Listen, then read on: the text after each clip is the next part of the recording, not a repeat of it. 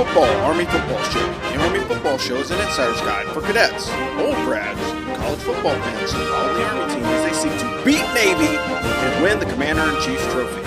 As for Football has more exclusive content available on Patreon at As for Football. You can also find out more information and sign up for our mailing list at asforfootball.com/subscribe.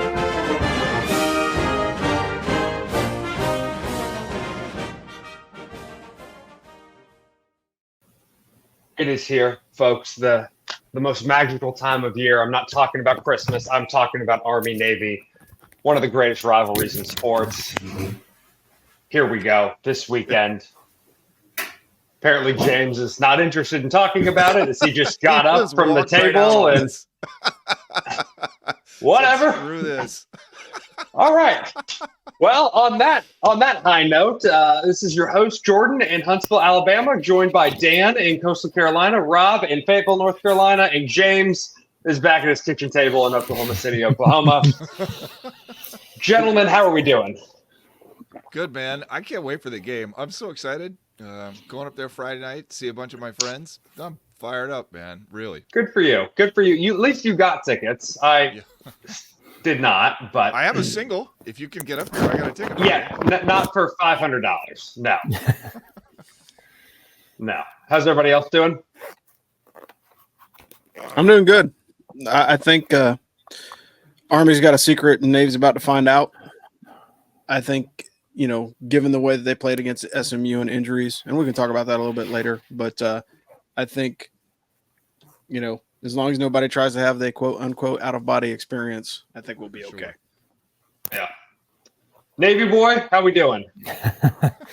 Well, I don't know if I'll be watching the game live later. Who knows? I have no plans as of now. But I'm excited. I think it's Army's game to lose this year. So let's hope they don't lose it then. Yeah. Speaking of losing things, do you like losing $1,300? I don't think so. Dan's going to tell you how to save $1,300.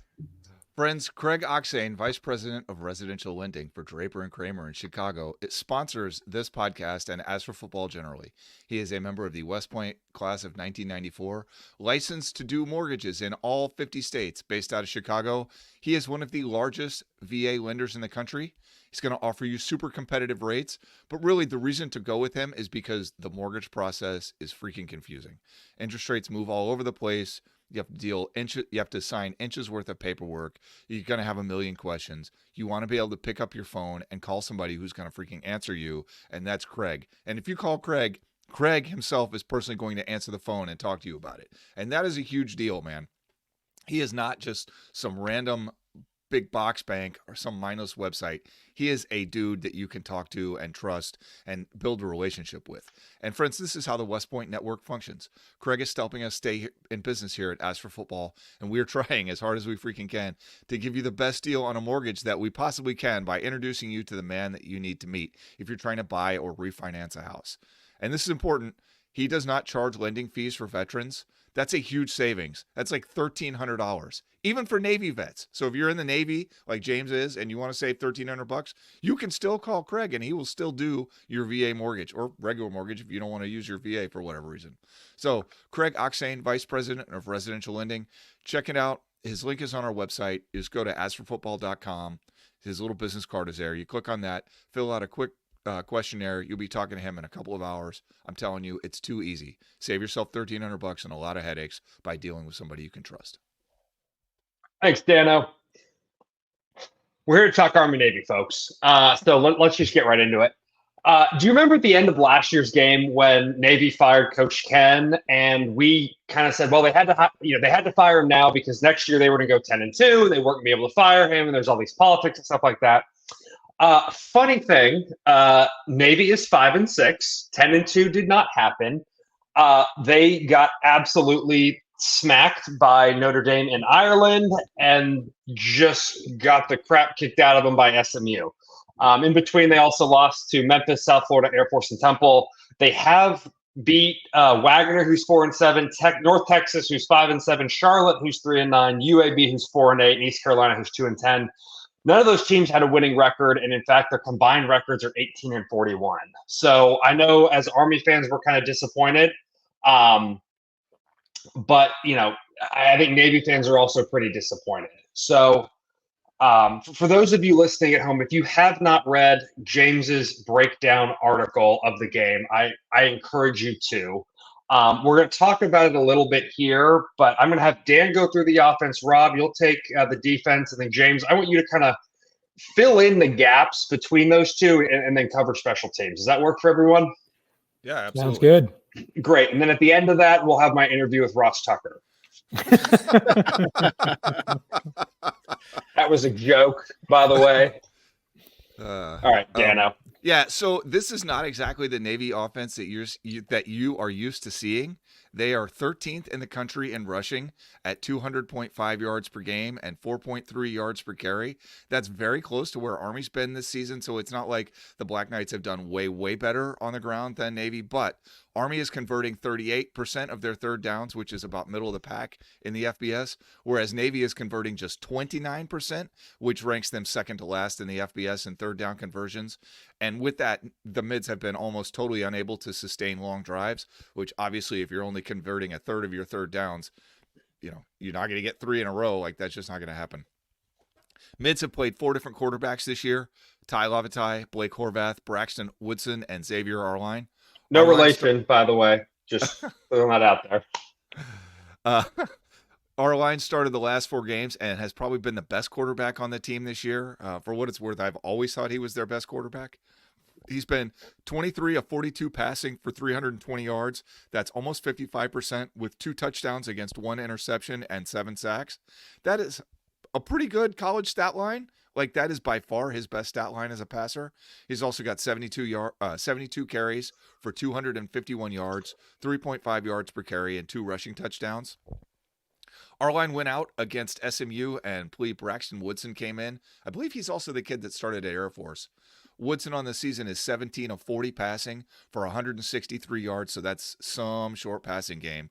That's 42.5% completion percentage, 1 touchdown, 1 interception. Woodson has taken 9 sacks, friends. That is a lot in just 4 games worth of work.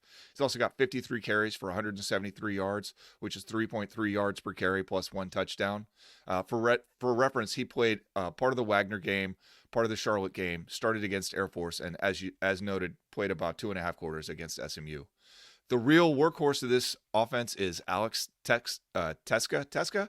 He has got 117 carries for 724 yards. That's 6.2 yards per carry and 5 touchdowns.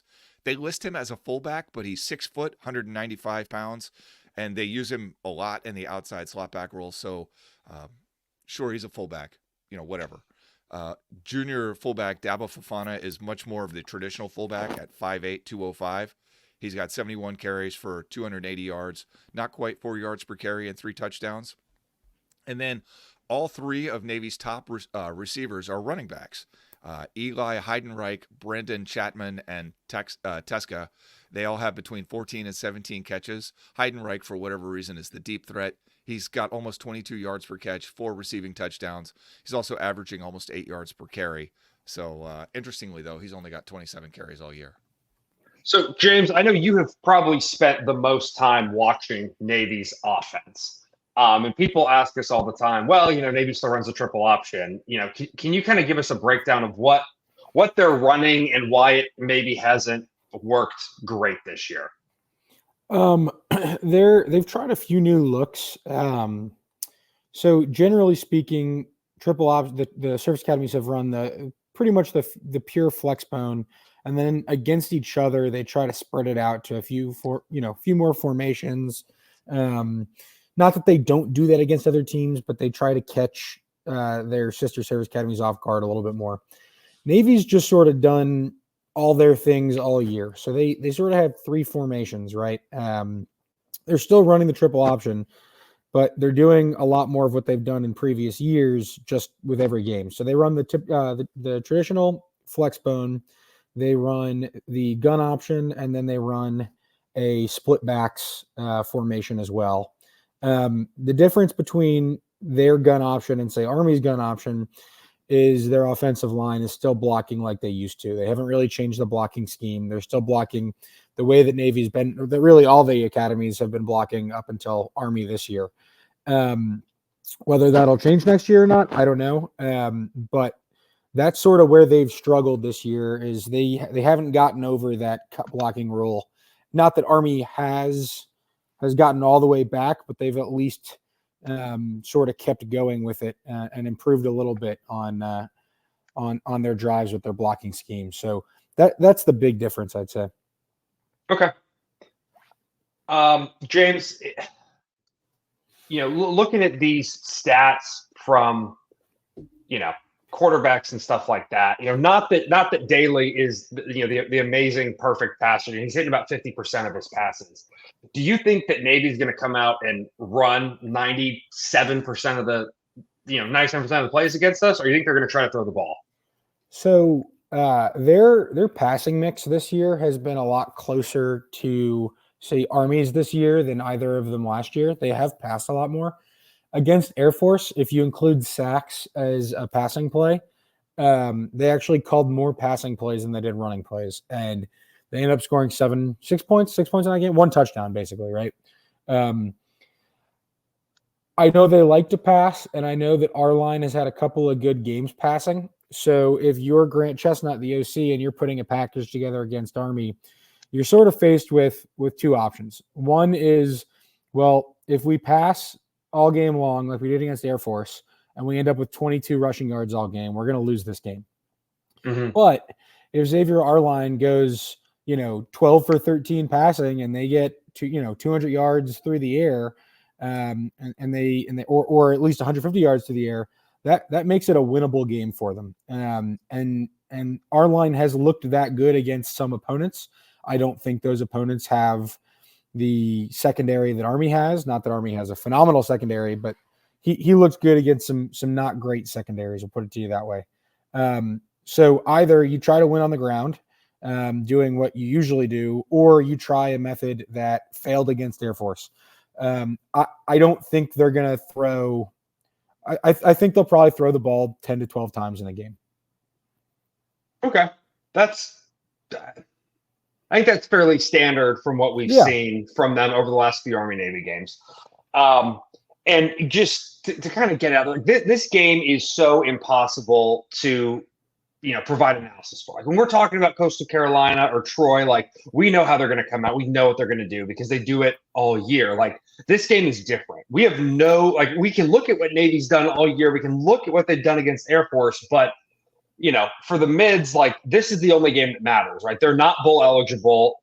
If they beat Army and by some miracle, someone doesn't go to a bowl game or something happens, maybe there's a crazy shot that they could maybe go to a bowl game. If not, they got curb stomped by Air Force. Like this is, the game for them. So they're going to bring everything. And as are we, from the Army offense, we don't know if they're going to come out and, go under center, go to the gun option. We don't know. So, listeners, take all this with a little bit of a grain of salt of, this is kind of our best guess based on what we've seen Navy do and looking at the past few years. But, they have a new coach, new offense that, it's going to be interesting. I don't think anyone knows what that first play call is going to be. Remember back to last year where they brought in our line? I think it was last year where they brought in our line for the first 3 or 4 plays of the game, like the first set of downs. And then we didn't see our line again for the rest of the game. So, they're just because you see something once early in the game doesn't mean that's what they're doing. And nobody saw that coming last year. So, yeah, absolutely. We'll touch on offense again a little bit later, James, if you have some more insights. Rob, let's talk defense. All right, so the defense, the rushing defense is still the strength of the team. And surprisingly, that's one of the difficulties that you always see is like a guy that's a pretty prolific offense or defensive coach. That strength still remains, particularly in that first year, because they're still making adjustments, but they know where their bread and butter is. And so the Navy defense has been pretty stout this season. It's 129.1 yards per game on rushing, 3.6 yards per carry. They've allowed just 12 rushing touchdowns all season. That's 28th in the nation. On third down defense, they're 22nd in the nation. They're only allowing 32.2% conversions. Not remotely good against the pass. They're 94th in passing yards allowed with 241 yards per game.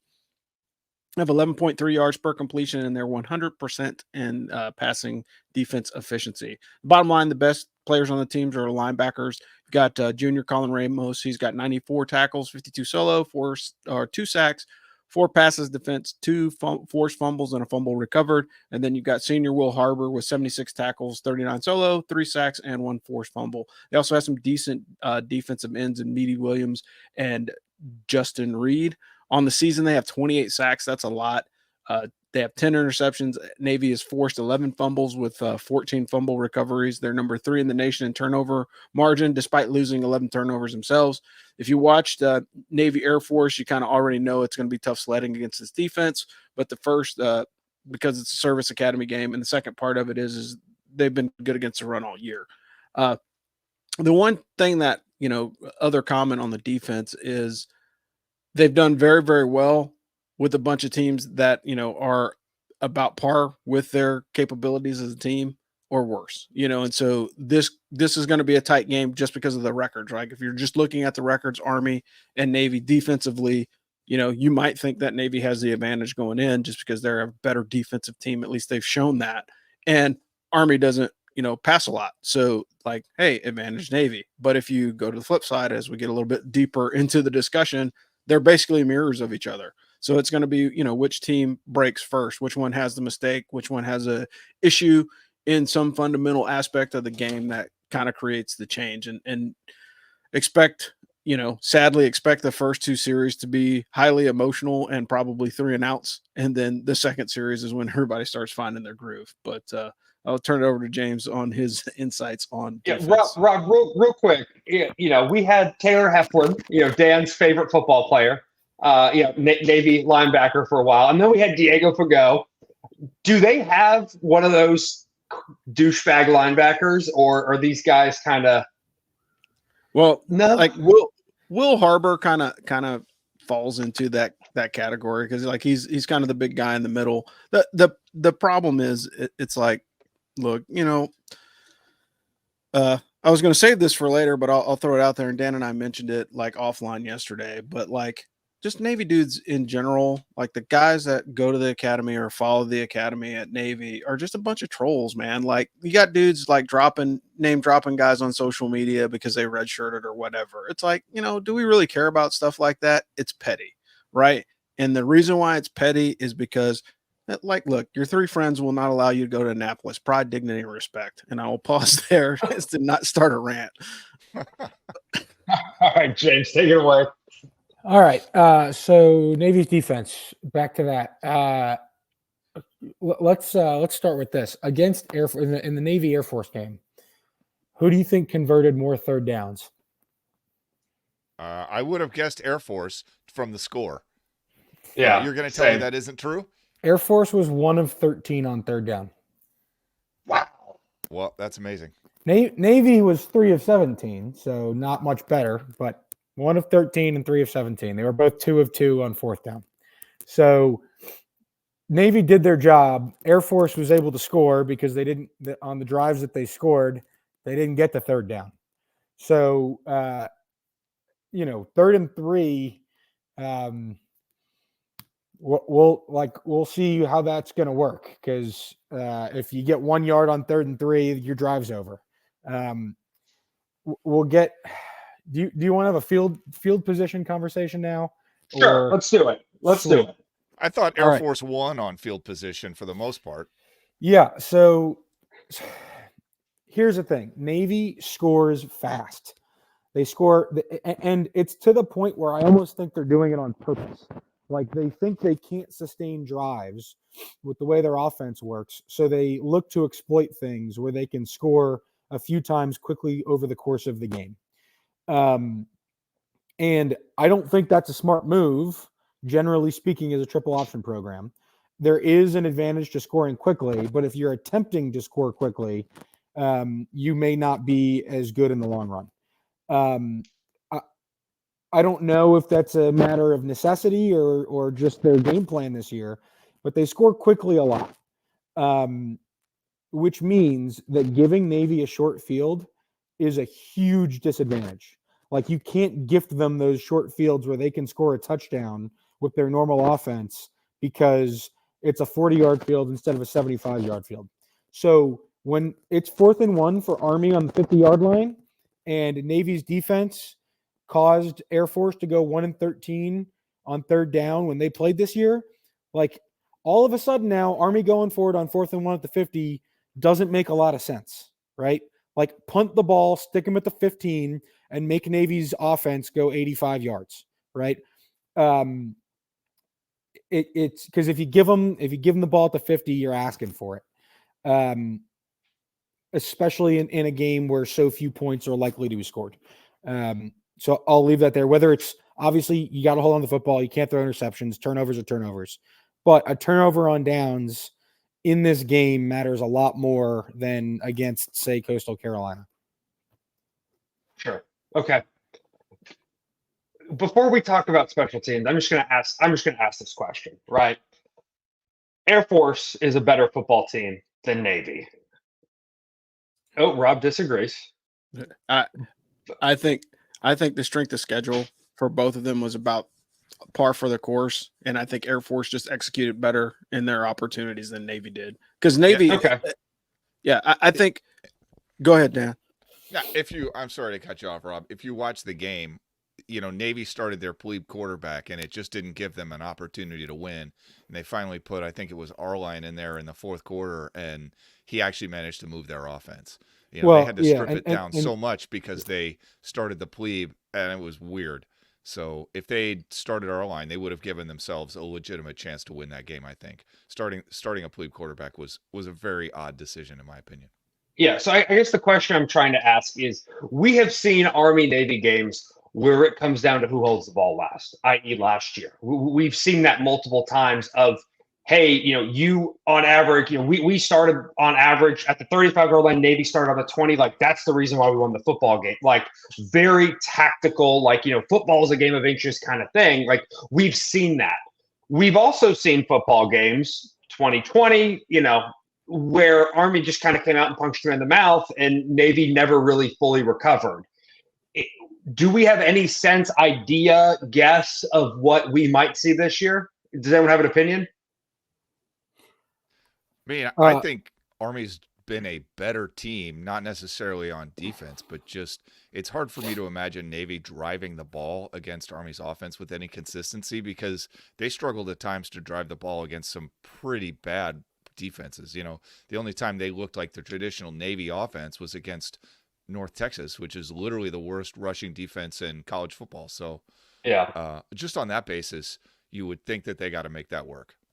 Yeah, especially because Army's secondary is probably the better part of its defense. The thing about that Air Force game, so Dan's right, they took out Braxton Woodson in the 4th quarter, but it was Ty Lavatai they put in. And Lavatai, but here was the point. Lavatai came in, had an 8-play drive, punted. Then he threw an interception on the next drive. On the 3rd drive, he threw a pick 6. And on the 4th drive, he led an 85-yard touchdown drive, a 78-yard touchdown drive. You want to guess how many of those yards came from rushing? I don't think any of them, right? One. Yeah. Okay. One rushing yard on that entire drive. So even against Air Force, when they had a long drive that they battled out, it was not a typical Navy drive. So I just don't see, I think that pretty clearly Army's defense is comparable to Air Force's. If you just look at the game this year, the Army Air Force game, right? Army's defense is at least comparable to Air Force's. And if it took a 78-yard passing play drive for Navy to score even once against Air Force, it's going to be really hard for Navy to score points in this game. I don't think Army's going to be able to run up the score here. I don't think they're going to have 350 yards by the end of the game, but 14 points might be enough. 10 points might be enough. I don't know. Navy's going to have a really hard time moving the football. I will say, I rewatched the Army-Navy game from last year over the weekend, and this is the same Navy defense. I mean, it's substantially the same players. They were, if anything, even better against the run last year. This is the same thing. And Tyler was inches away from breaking long runs multiple times. They had the right passing play called against that defense at least 10 times that they just couldn't hit it. And then he did break, Tyler did break one long run for 40 yards for a touchdown that got called back on a crazy block in the back penalty that didn't even affect the play. So it isn't like they can't move the ball. At times, this Army offense has been an absolute juggernaut. So I don't want to say, it's impossible that Army's going to move the ball against this Navy defense. Like, I don't know if they're quite as good as they were last year. Statistically, I don't think that they are. And, last year, Army did make headway against them, and Army's offense struggled all the time last year in crazy situations. So I'm not so worried about that. I feel like if they just force enough punts and give themselves enough opportunities, they'll break that play that they need to break. Yeah. Mine is going to be much, much simpler than that. It's like you're looking at teams that are one's trending up and then one's trending down, right? Yeah. And that's essentially what has happened. So Army has been gaining momentum coming into this contest, and then they have 3 weeks to get healthy and to work on whatever they're going to work on for this game. Whereas Navy got smacked around by SMU. Yeah, they beat ECU, but ECU I think they have the worst record or the second worst record. Yeah, the second worst record in the American this season. So you beat a bad team, you get beat up by another team, and then you're going into a rivalry game. And from that perspective, like in college football, we usually rarely call a trap game against a rival after you've taken a beating, but that's exactly what it is. So you've taken some hits, you beat a team that we were supposed to beat, you lost badly to a team that you should have lost to, but you also had a lot of injuries. And now I got to take on my rival, when they have a week more preparation and, they're also trending upward. So I think, all the stars and planets are lining up for Army, but that doesn't necessarily mean that this is going to be a blowout because it's a service academy game. Like, we've watched enough of these to know that there will be a long drive at some point in the second half that probably will be the difference in the game. So this might be totally anecdotal, but I have not seen the same Navy fan base excitement and energy for the game this year as we do for normal years. I don't know. Maybe it's just me and the fact that I've blocked and muted a lot of people on Twitter, but even, the people I know who, graduated similar years that I did, who went to the Naval Academy, like, they're posting about, the game in 2014, the game in 2015, like, no one's talking, I can't wait for Army Navy this year. It's like, hey, this was fun 10 years ago. Like, is anyone else getting that sense that, they're just maybe not motivated? I don't know. I work with several grads, and I don't see. I mean, don't get me wrong. It might be different now than it was in 2014 when they were winning every year. But in other words, I don't think it's any different in 2023 than it was in 2022 necessarily. Okay, all right, that's good to hear that. The last thing I'll say, I don't think that Army breaking a big play is going to be the difference maker here. Like, I think this is going to be a lot closer to like the Holy Cross game without that punt block touchdown. Like, I see Army grinding out a couple of long drives or two early on in the game.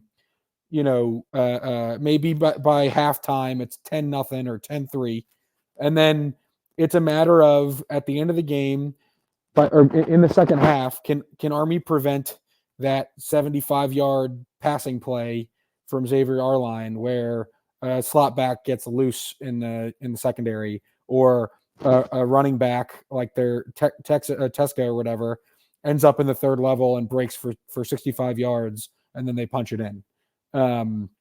I sort of see an early Army lead with their defense having to close it out in the second half. Yeah, I mean that's how we won in 2016. Yeah, 2016 game. I was rewatching the highlights from that game. We were up 14-0 at half. Navy came back, scored 17 points, and then it's kind of on the offense to make it happen. And then Navy got the ball back. They had 5 minutes left, and it was like, okay, let's got to get a defensive stop. So we just had that comment. What was? Do you think Newberry's first Army Navy's head coach will factor into it? I don't think so. I think if anything factors into it, it's Grant Chestnut being a first-time OC. But I'd like to come back to this. Let's just put that on hold because I have a thought, and it sort of relates. But let's finish going through the basics. All right. Yeah, James, take us through special teams.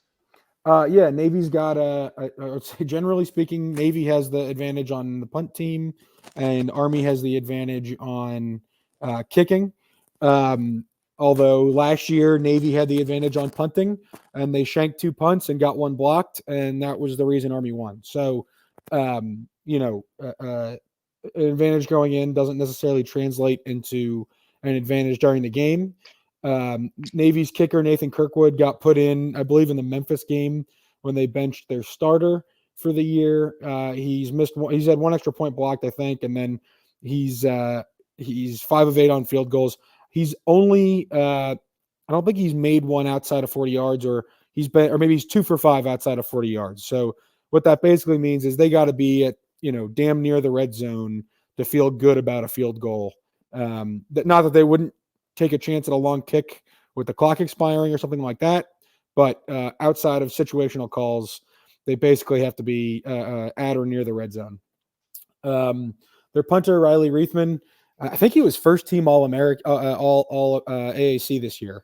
He might not have been first team, but I think he was first team this year.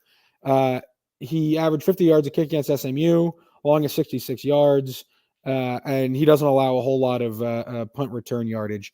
They will have the advantage in punting when it comes to this game. Now, as far as punt block, I think Sean Saturnio has earned the benefit of the doubt there with having the advantage on making big special teams plays, whether that's blocking a kick, a punt, or whatever. But what Army really needs to do is just, kind of be even in the kicking game and then don't shank any punts. And if they can do that, then they're in a good shape. Good stuff. Thanks, James. Hey, if you like Ask for Football and you want to support our coverage of Army sports and the American Conference football, we could use your help through Patreon. Go to patreon.com/askforfootball to learn more, or the Ask for Football website.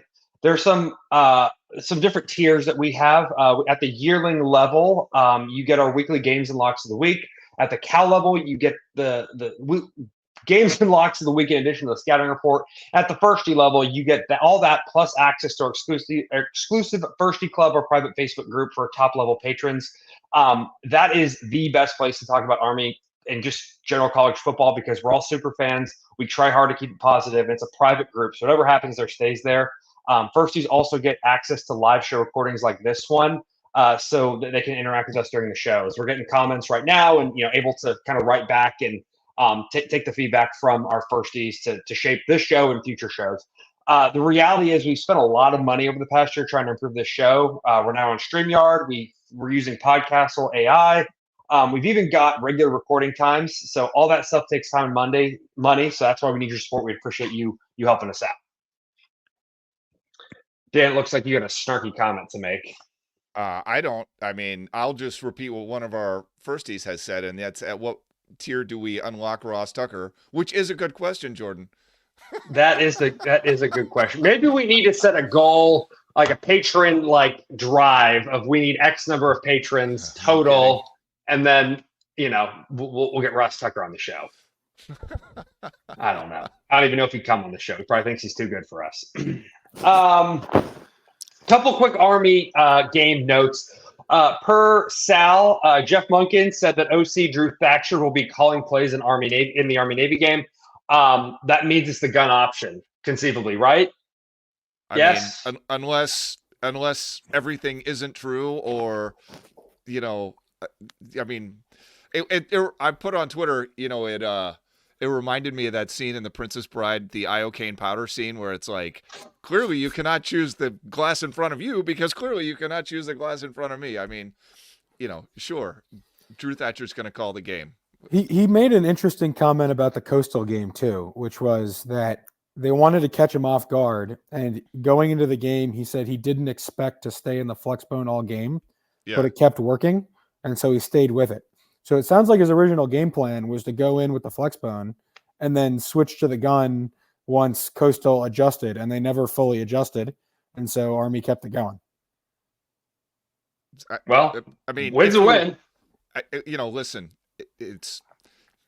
Do we believe this? Does it mean that? I mean, let's just take it a day at a time. If I'm Munkin, I'm I don't know. I can talk myself into either thing, but we'll see. I am very curious.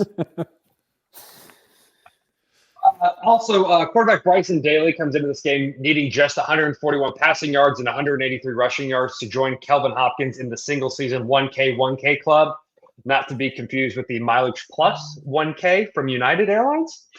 K-Hop needed his bowl game performance to get there, and Daly missed like 2-ish full games of full action with injuries. Daly's gone 53 for 106 passing this season for 859 yards, 6 touchdowns, 6 interceptions, and 6 sacks. I don't like all those numbers that close together, Dan. We should have broken that up a little bit. 188 carries for 817 yards, 7 touchdowns. Thanks to Brendan Jones in the First Club for pointing that out. And finally, Army quarterback Leo Lowen was just named a Campbell Trophy finalist. 75 sacks, 34 solo, 3 sacks, 1 pass defended, 4 forced fumbles, 2 fumble recoveries. If you're wondering, the Army defense comes into this game with 18 sacks, 8 interceptions, 10 forced fumbles, and 9 fumble recoveries. I believe we're still negative on turnover margin, though, correct? Yes. Well, when sure. you get down -11 or whatever, it's very hard to come back to that. But over the back half of the season, and obviously going +6 against Air Force helped quite a bit. A couple of things. Walt says Monken isn't showing any cards before this game.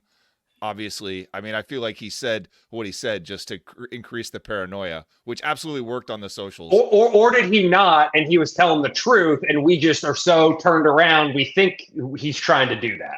Well, it works I don't know, well enough man. either way. I don't know. And then somebody on Facebook says the gun option worked well enough against Air Force, and Navy's going to be prepared for the flex bone. That's kind of my feeling on it too, right? Is we know that they know how to defend the flex bone. You may as well come out in the gun option and see how it goes. Well, we shall see. To me, it's this. Like, Navy, like Air Force, like most teams we face might have a couple different defensive formations they go through. Navy's going to have like a different one every 2 or 3 plays.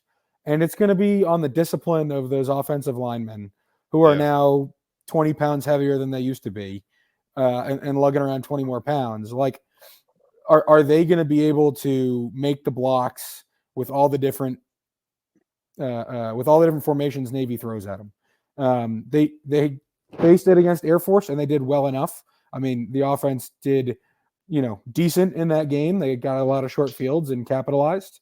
But are they going to be able to do that over a Navy team that presumably won't put the ball on the deck 4 times and throw 2 interceptions? I think Navy might throw 2 interceptions.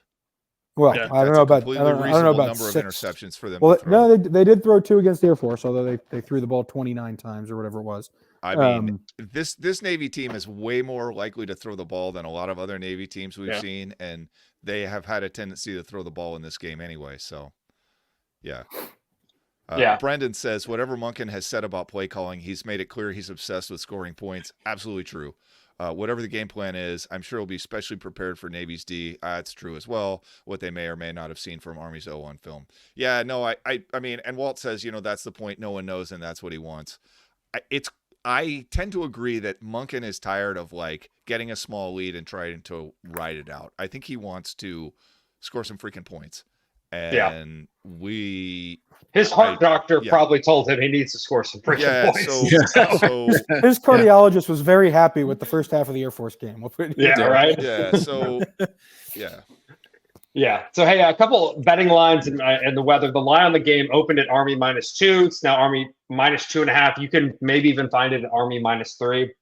Over under opened at 28.5, has since slid to 27.5. Weather forecast has improved over the course of the past week. Projected to be partly cloudy, highs in the lower 50s, lows in the upper 30s, not much wind. And for what it's worth, we've heard that traffic in and especially out of Foxborough is supposed to be quite a pain in the butt. Plan accordingly. I've also seen a lot of drama around hotel reservations and stuff like that. So pack your patience and your contingency plan. But generally, let's get some takes on the game. All right, so go ahead, Rob. Sorry.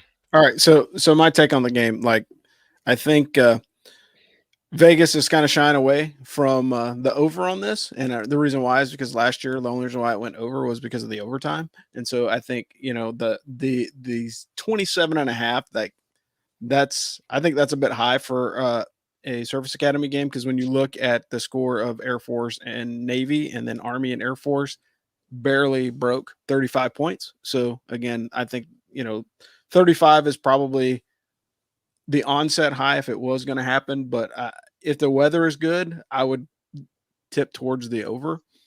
But because the weather is good, I think that's going to be good. And the other part of it is what Navy truly wants to do is they want to get a couple home runs with Alex Teska and get him in the end zone. And like, he is their explosive player. So if they can get the ball into his hands, whether that be like a swing pass or an option pitch, that guy's been able to create for them. But he's kind of like their only bit of offense because everybody else is either banged up or just not executing well. Expect to see a lot of backside pulls. So you're going to see like tight ends lead blocking and tackles pulling. So expect to fully see that because that's kind of part of their two back set is you'll see, the one back will lead into the hole. Then you have a tight end and a tackle coming around to kind of finish those blocks. So expect to see that. Only other thing that I would hope to see is I would like to see Army get into the option game again. Because, I think, the pitch worked pretty good against Coastal and it was a great warm-up. And they've had 3 weeks to kind of work on pitch position. And I think part of the reason why some of the younger guys weren't there is if you've been in a passing offense and you've never run the option and maintaining option position is a very, very hard thing to learn when it's your first time doing it. So I will pause there and pass it over to James. Yeah. If you want my full takes on it, go read the article. I won't bore you with everything. You can just read there. But they've done a lot of things with their offense this year that are going to be new. There's the idea, like most of their running plays are with these heavier guys, 195 plus, right?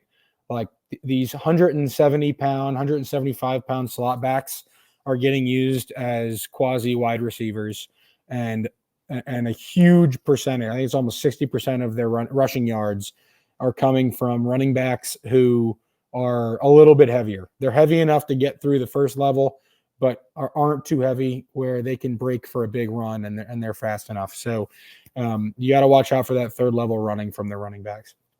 You also have to watch out. They love to pass to their running backs, as Dan said. And the running backs, when they get it going after a catch, can run for big yardage. That's a new aspect this year.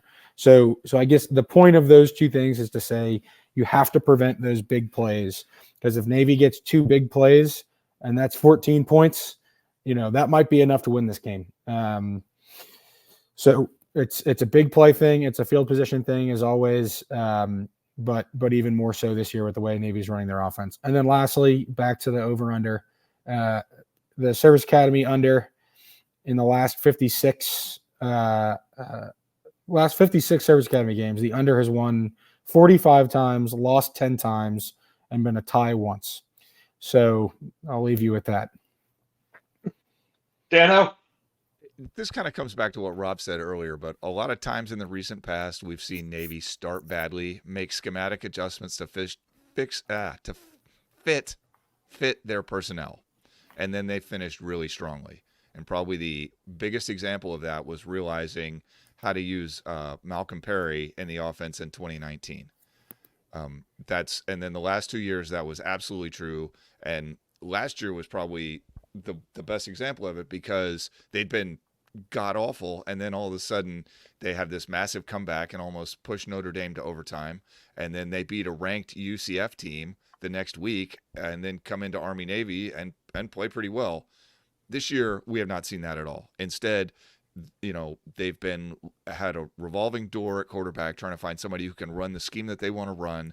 Finally, it seems like they settled on our line, although maybe that's just injuries, who knows. Meanwhile, Army started rough and has slowly but surely made adjustments and improvements over the course of the season until they kind of look the way that we thought they'd look here these last 3-4 games. So I don't know what's going to happen Saturday, but we've said all season that we want to see this Army team improve steadily, and that's what we've seen this season. They've improved steadily all season long. And if we see that again, I think Army wins, and maybe by a lot. And I'd obviously really like to see that. But as you guys have said, whichever team forces turnovers without turning the ball over themselves, going to win. That's what's going to happen. Based on the way these teams have played this season, it's probably the biggest issue we'll see on Sunday is, more than anything, whoever makes that mistake. Yeah, Dan, I agree. And we look at Navy's schedule and the teams they've played, and it's like, oh man, they're not a good football team who has only beat not good football teams.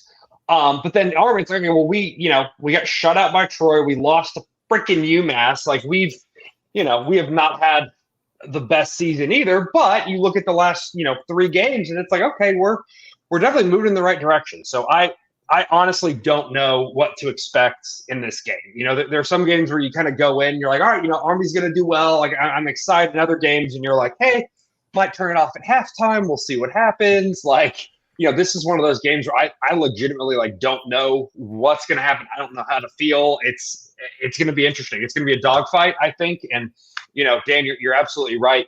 Like I mentioned the 2016 Army Navy game, we were up 14-0 at half. Navy came back 17-14. Like Navy has been really good at making those halftime adjustments during the Army Navy game and coming back to win. They did it in 2015. That was with Coach Ken. I mean, he was.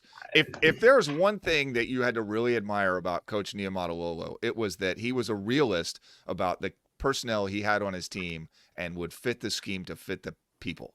And that isn't a thing that we've seen as much this year. Like if you ask me what the difference is between the team that they had, the coaching staff that they had and what they have now, they have not found a way to adjust to the people that they actually have on their team, which is the thing that they totally did before. 2 things on that. Number one, you're installing new aspects of an offense this year.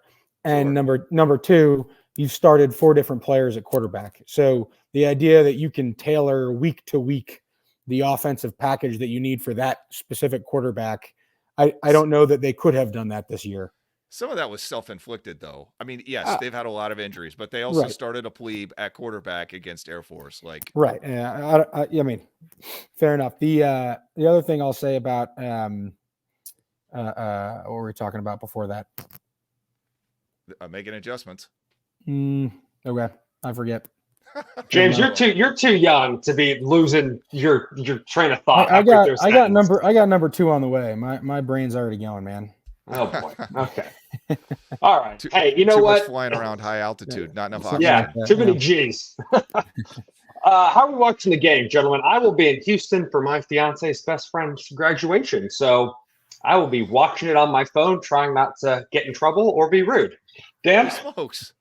I know. It's driving up Friday night, staying with some friends of my wife's in Boston, tailgating with Jim Zapellis, friend of the show, before the game. Going to try to swing by the class of 95 tailgate too, but I'm not totally sure where it is. I haven't really heard official information about it. I've said this. We're sitting in the end zone with my friends, Matt and Amber and some other friends, right behind the core. I think we're opposite that big giant board, but we'll see. We're about 30 rows up in a similar spot to where Rob and I watched the game in NYC back in 2021. So I'm totally looking forward to the game. I can't wait. It's going to be awesome. Dan, I'm jealous that you're getting to go, and I'm excited that it's in Boston. I think it's good that we're not doing it in dirty-ass Philadelphia every year. But the way the ticket situation was managed, I know that's been my soapbox all season. But I think that stadium is just smaller. The stadium's smaller. It's smaller, and the Kraft family held a bunch of tickets for their people and season ticket holders. So demand's higher, and so because there are a lot of grads that want to go because it's in a new spot. Plus, you have a local population that's never had it there before, so they all want to buy tickets. I don't think you'd see this issue in Landover because no grad is clamoring to go to Landover, Maryland for a game, and the local population has seen games in Landover and in Baltimore before. So I think it's just smaller stadium, new spot, so demand's higher, and it's just a weird year. Well, we'll test that theory soon enough. Yeah, and don't forget that Robert Kraft is a Navy grad. So he graduated from Navy. He also is a sprint player. So he probably has a whole boatload of grads that he's connected with that he probably held tickets for as well. But I know I saw something from the operations guy at the stadium, and he was like, hey, we want this game more often because we've never sold out tickets this fast. And so it's more than any NFL game and more than Taylor Swift, apparently. Yeah. So wait, Kraft went to Navy, you said? Yeah. No way. He's an Ivy League guy. Is Rob spreading fake news now? He's a sprint guy. Rob, this is fake news. He is a Penn State grad. Okay. I thought he I played. got That would have been No, really, yeah. really Columbia and juicy if it Harvard. was true. Yeah. Yeah. No, it's that what's his face? It's Belichick. the coach Belichick grew up in Annapolis. Yeah. Yeah, that's it. I I'm knew there was sure a guy there for some reason. good old William. And Good old then William their and long all his snapper, boys. their long snapper is a grad. So whatever. Just anyway, no one likes the Patriots anyway. So whatever. Rob, what are you doing for the game? Yeah, so I'll be watching the first half on my phone as well because I have God a graduation almighty. party to go to. Yeah, it's going to be terrible. Like I'm going to be the most socially unacceptable person for about 2 hours. Then I will come home and watch the second half on my big screen. Unfortunately. So yeah. to reiterate, if you can get to the game, Rob, I have a ticket for you. Yeah, I'll start driving like as soon as this podcast is over. Yeah. All right. Hey, let's do our last fact or fiction of the season. Fact That is correct. or fiction? Incorrect.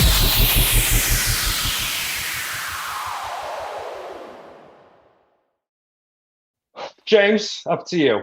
Lead it off. This game is such a crappy game to give a fact or fiction for. Yeah, I know. Who the hell knows?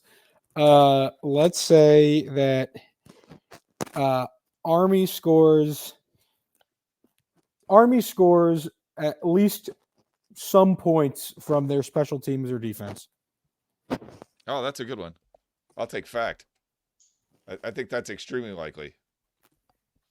I'll take fact because it's going to tie into my fact or fiction too. Oh, mean, man. If you read my editor's note on your article, you know I think Quindrelin Hammonds. I mean, I'm not saying he's going to be the MVP of the game, but if you want a prop bet, you can explain to your wife after the fact. That's a reasonable prop bet. All right. Somebody says Bob Kraft went to Columbia, played sprint football, and lost to Army 62-0 at West Point. So he's basically a Navy fan. Got it. Yeah, pretty much. Yeah. So Thank you for the correction. Penn State also claims him. I can promise you. Rob, what do you have for? I'm going to say we're going to have to go fact agreement because I think that's going to happen. If you said just defense, I would probably shy away from that and say fiction, but you said special teams. So I think special teams is probably the more likely opportunity. So you want to go with yours? Yeah. So mine is Army will throw a touchdown this week. I've been recycling this thing for about 4 weeks, and I hope that it actually hits so I can retire this one. If not, I'll retire it with the 22-83 season. But I think they'll throw a touchdown at some point. I'm going fiction. Sorry. I hate to do it, but you know, every week it sounds like a thing that could totally happen, and it never happens. See, Dan, I was thinking that, and then it's like, you know what? Like, if it's not going to happen in any other game, it's going to happen at Army Navy. So I'm going to go ahead and say fact. Rob, I'm on your side. I feel like All right. this is when you walk into the casino and you watch the same dude who's bet on red for like 4 turns in a row and lost every time, and you're like, "Oh, let's bet on red this time." I'm like, "No, that's not no. I'm going fiction. Statistically, it's going to happen, James. It's gonna, but that doesn't mean it's any more likely to happen this time. So I'm going fiction. Oh man, y'all are haters. No kidding. I hope right. we just run it to oblivion and don't have to, but we'll see. As promised, I'm going to steal Brandon's and say quarterback Bryson Daly gets to the 1K club, meaning he'd have to throw for about 100 and something yards and run for almost 200. So how did you go over the game? How did you go fiction if he has to throw 100+ yards? Like, come on, man! Like you're going against yourself. Like you're betting against yourself, man. That's not cool. Anyway, I think he's more likely to get 183 rushing yards than he is to get whatever that 120 passing yards that he needs. I don't think he's done either this season yet, so I'm going to go fiction. He had like almost 200 rushing yards against Air Force. yeah, he he? always gets. Oh, I thought yeah, he he had like always gets 130. I thought he rushed the ball 35 freaking times. No, because he had he played really, really well. His stats coming out of the game were excellent. Yeah, I think it was like 100. And again, they had those passes there that they weren't really going after in the second half. That's another story. Still, to do both, I don't know that Army will possess the ball enough times to do 141 that. passing yards, 183 rushing yards. 183 rushing yards probably a little more likely. Well, I'm going to be the contrarian on you, Dan. So fiction. Dan, I hit diamond on Delta this year. I did not hit 1K on United. So, I didn't hit 1K, but Bryson Daly can. He's a better man than I am. So I'm going to go ahead and say fact. Oh, there you go, Jordan. Amen. All right, I'll take fact, even though it's like an insane thing to think, because like you said, Army would have to score like 35 points, and I don't know if anybody believes that, but it would be amazing. Wouldn't it be amazing, Dan? Wouldn't it be amazing? My fact or fiction, not Air Force, shit. Navy throws 2 interceptions. 2 is a lot of interceptions in one game. We talked about this on the show about 15 minutes ago, and you're like, "Oh, 2's a really reasonable number." Like, this is your ESPN minus analysis coming out. Yeah. Dan's like a politician. He's just flip-flopping depending on how he feels at the moment. Walt says 170 rushing yards against Air Force. Thank Dan, you, Walt. no, Dan, we're talking about interceptions right now. All right. So you know what? Fine. You win. Yes, fact. I'll get on the boat with you. Thank you. I'll say fact. And the only reason why is I think they're going to turn it over quite a bit. I mean, they're going to have to throw a lot to win. We can't do fact agreement on this, but like both losers of CIC games this year have had 2 interceptions, and I really want to say fact. The thing about it is, Xavier Arline had a game where he was 10 of 11 passing, and if they try to pass that much against this defense, that's a huge mistake, because this secondary is way better than that. Yeah.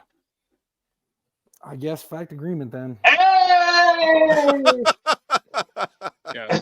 We need like a buzzer or something when we all have a fact agreement. If we can work that into the budget for next year. Can we have like an over like a way too loud soundbite to put in afterwards so it can give everyone deaf ears? Yeah. Sure, James. No, yeah. Legitimately, though, I think, if they throw a lot, they're going to get dinged up because their quarterbacks have been getting punished all season. And I think, if you look at how Army played Air Force, they were getting after the quarterback. I mean, for some reason, like we couldn't do it in some games, but when we played against Air Force, like getting to the quarterback became a thing. So I think it'll be good to go. All right.